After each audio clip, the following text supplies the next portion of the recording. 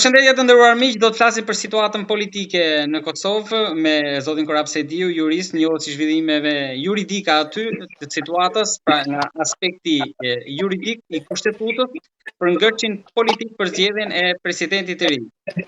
Zoti Sediu, përshëndetje dhe faleminderit. Përshëndetje, faleminderit për ftesën. Faleminderit ju. Në një postim tuaj ju shprehni që 3 javë janë shumë që gjykata kushtetuese ka marrë për të shprehur për këtë vendim, pasi 2 pushtetet janë në pritje pra të pezulluar ekzekutivi dhe legislativi.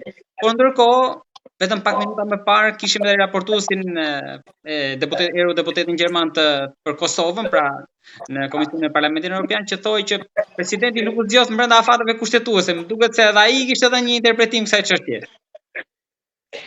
Po do të ishte e çuditshme nëse edhe ai nuk e jep komentin e vet sa i përket kushtetutës së Kosovës, sepse ditëve të kaluara kemi dëgjuar në gjitha anët interpretime nga prej juristëve deri te mjekët, e inxhinierët edhe çdo kusht tjetër. Po jemi bërë si italianët me futbollin, të gjithë janë trajner. Gjithë jemi trajner ashtu, e vërtet. Por në këtë rast ju mendoni që është shumë, por ndoshta këtu vendoset një precedent për të ardhmen. Po dëgjoj, kjo afati i masës së përkohshme nuk e prejudikon do mos që në fakt vendimi meritor do të merr atë gjatë. Kështu që ky ka qenë më shumë një mesazh nga ana ime që gjykata kushtetuese të punojë më shpejt, edhe me azhuritet të plotë, me qëllim që vendimi meritor të jetë më i shpejtë edhe të jetë çështje ditësh e jo javësh. Kuptohet që masën e kanë lënë si themin atë ekstremin e jashtëm më merr mendje, thjesht për të ndjekur procedurat e brendshme që i kanë me sa e pash gjykata kushtetuese veç është deklaruar që më duket sot është afati i fundit për parashtrimin e komenteve nga gjitha palët e interesit sa i përket kësaj çështje. Kështu që sikur ata të merrshin disa javë duke i pas parasysh gjitha rrethanat në cilat gjendet edhe shoqënia jonë, edhe Kosova, po edhe në aspektin global, besoj që do ishte tepër sikur të merrte 3 javë vendimi meritor. Ndoshta mund ta shtym përpara për të marrë vendimin më shpejt edhe ambasadorët me vizitat e tyre në këtë moment, apo më shumë i prishin punë. Po nuk është e pazakontë që veçanti vendet që i thonë këtu në Kosovë, vendet e Kvintit, të japin këshilla një farë mënyrë ose tjetër për gjykatën kushtetuese, por unë prapë besoj që gjykata kushtetuese vendimin e merr bazuar në besimin e gjyqtarëve që e kanë lidhur me epilogun e këtij rasti në mënyrë të pavarur, kështu që kam besim që ata do të veprojnë në atë mënyrë. Por mbi gjitha po flas prapë, po kthehem te ajo që nuk kërkohet vetëm interpretim kushtetues, po kërkohet edhe interpretim kushtetues brenda një afati sa më të shkurt mundshëm duke i pas parasysh rrethanat. Ju shprehet besim tek gjykata, tek antarët, por presidentja pak ditë më parë ndoshta vendosi në dyshim jo integritetin, por sa që do jetë në krah të tyre që mos dënohen në marrjen e këtij vendimi. Pra ka diçka, ai ishte një mesazh që ajo dha. Po nuk mund të flas në emër të presidentes, apo edhe mesazhin që mund ta ketë dhënë. Çka mund të them është që gjykata kushtetuese në Republikën e Kosovës gjithmonë ka pasur edhe shpesh është në fakt kritikuar se ka një çështje të aktivizmit gjyqësor. Do të thotë ku shpesh është kritikuar se ndoshta edhe ka shkruar kushtetut, ka marrë rolin e kuvendit që të plotësoj dhe të shkruaj kushtetut në ato vende ku ka pas hapësirë. Mendoj që vetë fakti që ekziston kjo dilemë sot në shoqërinë tonë, në veçanti në komunitetin e juristëve në Kosovë po edhe më gjerë, tregon se ka një dilemë sa i përket rregullimit të kësaj çështje në kushtetut dhe nuk dyshoj që gjykata kushtetuese edhe kësaj radhe do të përmbyll ose do ta plotësoj këtë vakum që ekziston ose këtë dy kuptimësi që ekziston në nenin 82.3 dhe nenin 86.2 të kushtetues. Kështu që dilemë ka, nuk jam prej atyre juristëve, ndoshta profesioni i avokatit ka mësuar që mos të marr qëndrime shumë të prera, por nuk jam prej atyre që thotë s'ka dilemë që presidentja ka gabuar, se s'ka dilemë që presidentja ka pas mirë, për arsye se ekziston kjo paqartësi në kushtetutën dy dispozitat që i përmenda. Me që hym në zemër tamam të problemit të çështjes, tani ju më shumë, duke qenë se edhe pak më lart e tha që nuk është se ka të prerë me pikë në këtë rast. Anoni më shumë nga fakti që presidentja ka të drejtë me këtë dekret, pra mbaroi afati 30 ditor edhe tani duhet shkoj vendi zgjedhjet parakoshme, apo anoni nga ana tjetër nga ajo që thot qeveria Kurti? Unë nuk është se anoj nga njëra ana apo tjetër, sepse ndoshta e formulova unë pyetjen gabim në aspektin politik, por e kam fjalën tek pro apo kundër dekretit. Po flas në aspekt të kuptimit, çka mund të them është se ekziston një dy kuptimësi, si themi në këtë rast.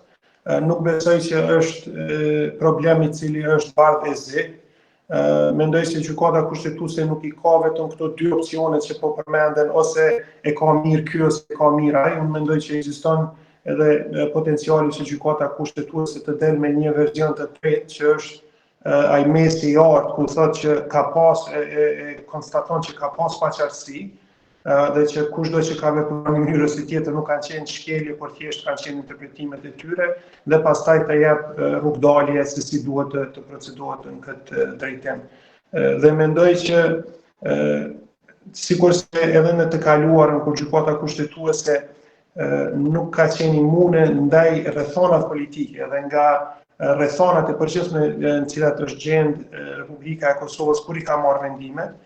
Besoj në rastin konkret edhe gjykata kushtetuese, edhe nëse nuk e thot shprehimesht, do të jetë konsciente ndaj rrethonave të cilat gjendemi aktualisht. Fakti që kemi pas zgjedhjet një pasnjëshme, fakti që kemi pas probleme me themelin të qeverisë, faktin që edhe zgjedhjet e reja nuk është se ndoshta do të ndronin diçka apo edhe do të na dërgonin në një krizë më të thellë, sa i përket formimit të institucioneve, dhe kemi edhe problemin shtesë pastaj ku shumë shpejt në vitin e ardhshëm pritet që një numër i madh i gjyqtarëve gjykatës kushtetuese përfundojnë mandatin e tyre. Që do të thotë pastaj nuk do ta kemi as këtë filterin e fundit për t'i adresuar çështjet që ndërlidhen me kushtetueshmërinë e veprimeve të institucioneve ndryshme. Kështu që gjitha këto besoj që do t'i ketë parasysh gjykata kushtetuese kur e merr vendimin e saj meritor. Ju më thoi za u ankuat për 3 javë, shumë po, ka shanse që ta dërgoj gjykata kushtetuese në Komisionin e Venecias, sa atëherë do të merrte ndoshta edhe 1 muaj më shumë. Uroj që nuk e bëjnë këtë, ata e kanë këtë drejt munden, po unë uroj që nuk e bëjnë këtë, por sepse këtu po them nga njerë më mirë është ta bëjsh zgjidhjen se sa të merresh kohën për të arritur një zgjidhje që pastaj dami është i shumë i madh për shoqërinë. Kështu që në rastin konkret unë mendoj që në cilën do anë që e pren gjykata kushtetuese është shumë e rëndësishme që ta merr këtë vendim pak më shpejt me qëllim që të ecin gjërat përpara. Nëse gjykata kushtetuese e rrëzon dekretin tani, lindet drejta shumicës për të marrë një nismë për shkarkimin e presidentes? Qoftë edhe si hakmarrje për pak ditë që i kanë mbetur.